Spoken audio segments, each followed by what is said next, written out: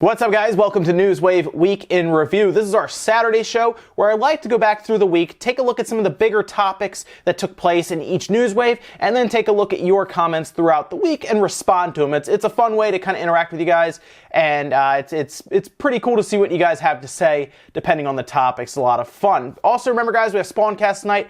9 p.m. Eastern time. That's going to be a good time because there was, as you're going to see here, there was quite a bit of stuff that took place throughout the week, and a lot of games came out as well. So it's going to be a lot of fun to go and talk about that with a bunch of people later on tonight, 9 p.m. Eastern time. So there will be a page up that you can hit a reminder. I'll actually put it down in the description if you wanted to just set a reminder and be ready for it. But today, guys, let's get started. Starting on Monday, we talked about an interesting patent filed by Nintendo that shows multiple screens able to interact with each other. This new tech could be showing what a future handheld could evolve into going forward, or, of course, the patent could go unused, never making it out of the planning stages. We also went over an alleged report that Pokemon Switch will be the next generation, Generation 8. Jidensha Fox says the patent's illustrated with screens that look awfully like the Switch without the Joy-Con, sans Joy-Con.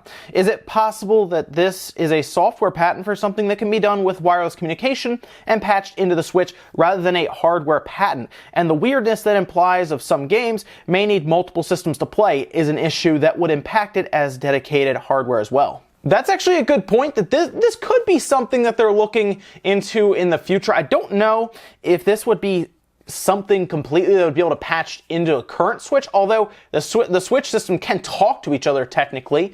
I'm not really sure if past what they were talking about in the patent as how they would do it from a technology standpoint. They seem to just show the idea of really screens being able to communicate to each other and have things like the same image or a large image blown up going across. But that would be cool. I saw a lot of people in the comments, they were talking about how this could be Labo related or a future Labo project this would be related to. And some said that it already does that. Technically, it uses the IR pointers on two different Joy-Con controllers across from each other, and that sends information back and forth, and that's how you can, that's how it can send something from one screen to another. The screens and the Switches aren't technically talking to each other without the use of a Joy-Con kind of paired to each one and then communicating back and forth. So I think that would be kind of cool, even if they use it with Labo. Labo's already super creative. When I put together that piano, I realized that they're doing a bunch of things with that IR blaster to make everything work, and it is some serious creativity going on when they engineered and designed that. So yeah, if they could do this with like a future revision of the Switch, maybe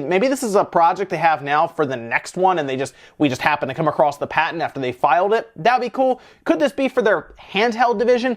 Also possible, although I think Nintendo, it's going to be very important, I think, for them going forward to focus as much as they can on the Switch, rather than try to introduce and try to explain why they're introducing a successor to the 3DS. You know what I mean? Like, I don't really know why they would introduce that and then try to convince us that a sole handheld is a good idea after we've pretty much had the experience of the Switch being both a hybrid system. It's a handheld and it's a home console. Well, why do we need just a handheld now if we can have both? So that would be tough to see them try to explain. So I do get the idea here that this could be for the Switch now as a software patch or a future Switch. I'm just not sure how they would incorporate it into the current one with how it's already designed and built. But it could happen. I'm thinking more so this is a long-term project that we're seeing right now. Like this could be a 5 to 10 year project.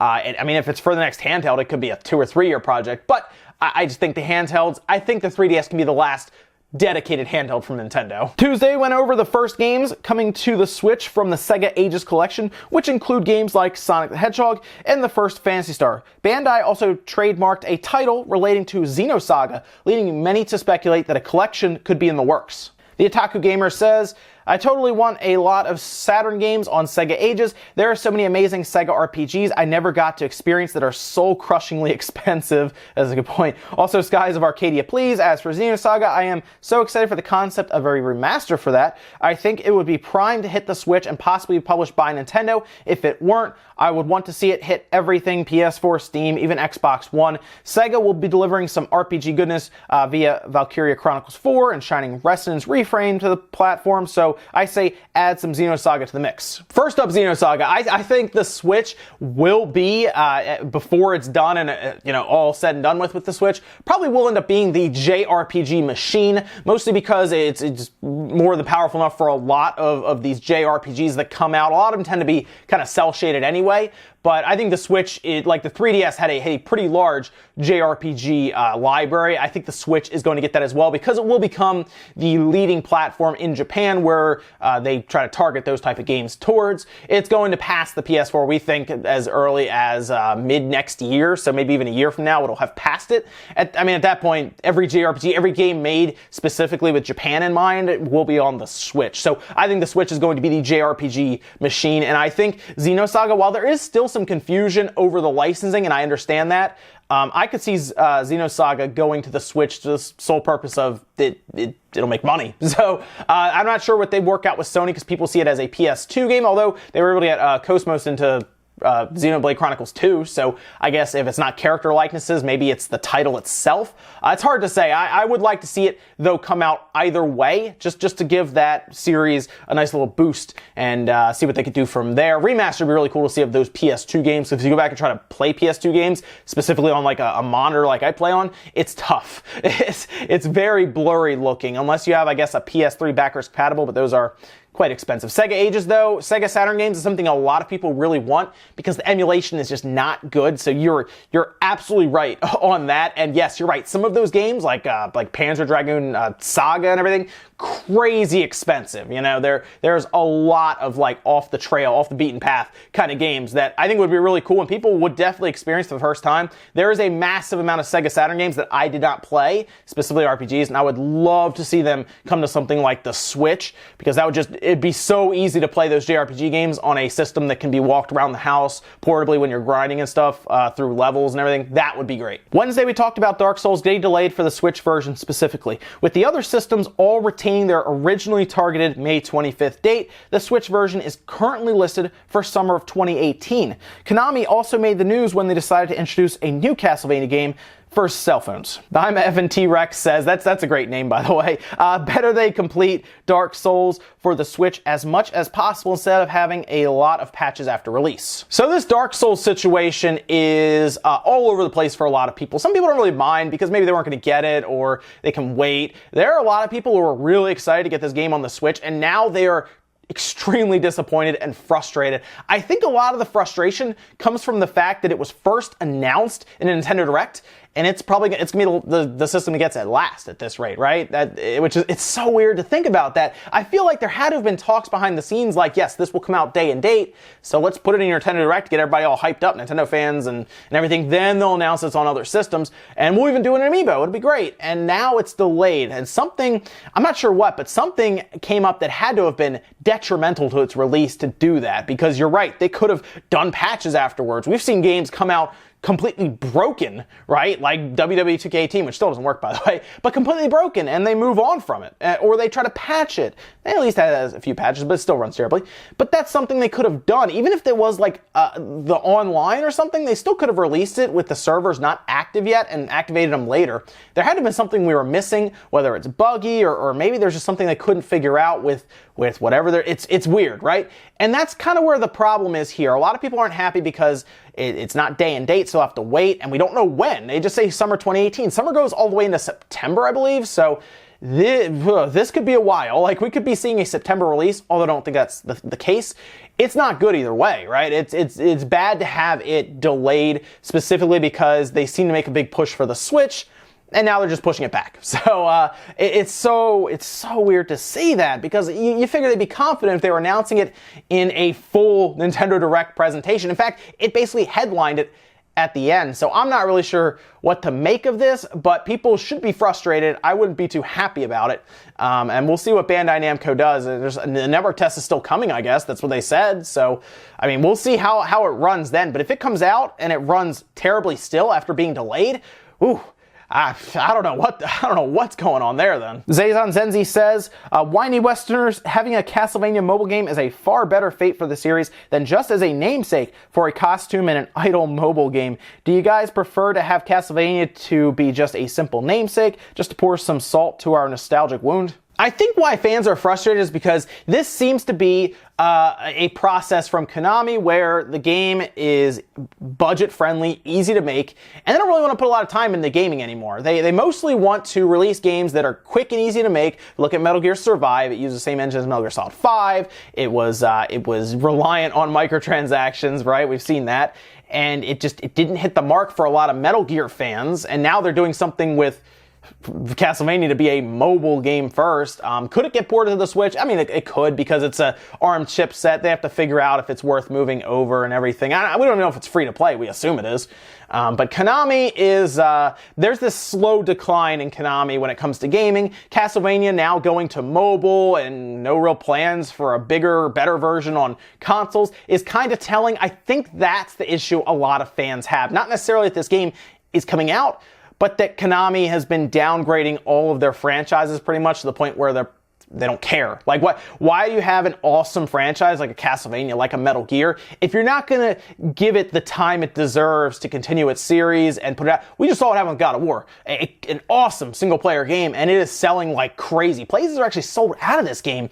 So single-player is still alive and well. If you want to make a good single-player Castlevania, people will probably buy it. Thursday, we talked about Animal Crossing Pocket Camp introducing loot boxes in the form of fortune cookies. These cookies will randomly give you different items in the game based on a hidden random number generator, with duplicates being very, very possible. Also, new reports have started to surface claiming that Battlefield 2018 will have a Battle Royale mode. Nicole says, as much as I hate to say it, you can't really get mad at Nintendo for putting loot boxes in Pocket Camp. They tried to push the ethical purchase with Mario Run first, but that only proved just how much better the gacha system is for their company of mobile games. Hope they continue to keep loot boxes out of their main games, though. So I don't think you have to worry about these loot boxes or gacha systems going to their main games. Xenoblade Chronicles 2 has it, but it doesn't ask you for real money for it. They just ask you to play the game. It has the whole where you have to randomly pull for different blades and everything, right? That's I looked at that and I said, oh no, where's the microtransaction button, right? Where do I start buying stuff? But it's not there. You have to actually play the game. I feel like Nintendo doesn't want to add that stuff because it would diminish the value of their game. If you remember, when Monster Hunter World developers talked about it, and they said, we don't want to diminish our game. We built this game for you to play, so I want you to go out and play it. And that translated well into sales. You know, Monster Hunter World has sold very well for Capcom. Great. So here we are now with Animal Crossing Pocket Camp, a game they release with microtransactions, but not with the gacha system. They did something with Mario Run where they released a game that was just a premium purchase, technically for cell phones. It's $10. Technically, that's a premium purchase. A lot of these people who play on cell phones, the mass audience that do that, are used to getting a game for free, and then they buy in for more stuff, advantages, and everything if they want. That audience is extremely accepting of the gacha system. They really are. They don't complain much about it because I guess they get the game technically for free, so they don't have to buy in, but if they do, they'll throw 10 or 20 bucks in, and they're still paying less, I guess, than like a big AAA game. You run into issues when the whales start dumping thousands into these games, but, I mean, Nintendo looked at it and said, we should be making more money with these games. Fire Emblem Heroes, which has had a gacha system from the beginning, is their best mobile game. That one makes the most money, so I guess replicate what it's doing and create the same success in a free-to-play game. And unfortunately, at this point, the market that's with cell phone games has kind of shaped Nintendo's outlook on it, and they have to do it. They have investors they have to report to. Just keep it out of their AAA games, which I'm pretty sure they will, because it would damage their IP, and Nintendo heavily protects their IP, so don't get too worried about that. Just understand, if you're going into cell phones at all, if you're a company, you're probably going to incorporate random number generators, and that's just the way it is. Finally, on Friday, we talked about a tease from SNK that appears to be a Neo Geo Classic system that will have games built in similar to what the NES Classic and SNES Classic are. Disgaea 1 Complete was also announced for the West, coming to both PS4 and Nintendo Switch. T5 Heath says, Neo Geo Mini, yours for only $3,000. I like this comment, by the way, because it is a nice call to the Neo Geo when it launched. I believe the AES launched way back in the 90s, early 90s, for like $650. And that nowadays, if you do inflation and everything, based on like different inflation calculators and everything, that's like $1,200 now. So imagine if like Sony or Microsoft, I mean, we were mad about some people were mad about a $500 Xbox One X. Can you imagine if they came out out with a $1,200 system. That's the reality we were faced back with Neo Geo in the early 90s. In fact, the games were minimum $200 or so because they were like the actual like JAMA boards. Things were massive, right? That's the reality we were faced with back then. I think they had like a lower model. I think it was like a silver edition Neo Geo. I think it was like $400, but still, that's still very expensive nowadays. I mean, that's like, what, over $800 or something still? So yeah, that's the real question about this Neo Geo system. Less about even what's on it, right? Because we know their library is good if you're a fighting game fanatic, even if you're like a platforming shooting co-op fanatic, like with Metal Slug, for example. We know the games they have are pretty good. They're good arcade quality games. The question's gonna be, because like you guys heard me talk about it, looked like a tabletop thing almost, the way it was kind of standing up. How much is it going to cost? I guess that's kind of the question. I'm very interested, by the way, in what they're going to show here. We don't know anything about it because I had that tarp covering it, but I'm curious as to the price, because the Super Nintendo Classic sold well, right? $80 though. As long as it's under $100, I think, like how the NES Classic and the Super Nintendo Classic was, it'll sell well to a niche market. It's not going to be a mainstream success or anything. It doesn't have the Nintendo logo on it like the NES, Super Nintendo Classic, but I think it'll sell well to the right audience. So if, in that case, it might not be bad to have the price a little higher and make it quality. I'm talking they could probably go up to like $200, because people like me and other Neo Geo fans will probably buy it, right? If Windjammer's on there, I'm in. You know, it had to be very expensive for me to not get in if it has Windjammers. So SNK, do me a favor, drop Windjammers on there, and I'm in. Ladies and gentlemen, that's going to do it for a Newswave Week in Review. Thanks to everyone who commented. I like to go through them and read all the comments. I don't usually respond to a lot of them because I like to see you guys kind of have your own conversations, because I feel like if I jump in, I'll kind of mess around with the conversation at times. Also, I like to keep some of my thoughts kind of for really these weekend reviews and stuff, and kind of talk about it with what you guys have to say. It's a lot of fun. So if you don't see me interacting too much in the comments, just know I am reading them and I'm saving my thoughts for Saturday. But we're going to maybe play around with this format a bit, and I was thinking about maybe doing live streamings where I go through the comments, right, on 2 different separate days of the week. Instead of doing this show, we do live streams where I go through the comments and we kind of talk about them through there. That way you can hit way more comments, and I can leave it up for you guys if you want to listen to it in like a podcast format or something on YouTube. I think we could do that. So let me know what you guys think about that down in the comments. Make sure you like the video if you liked it, guys, disliked. If not, leave your thoughts down below about everything we talked about today, and I will see you guys later on tonight, 9 p.m. Eastern Time for Spawncast.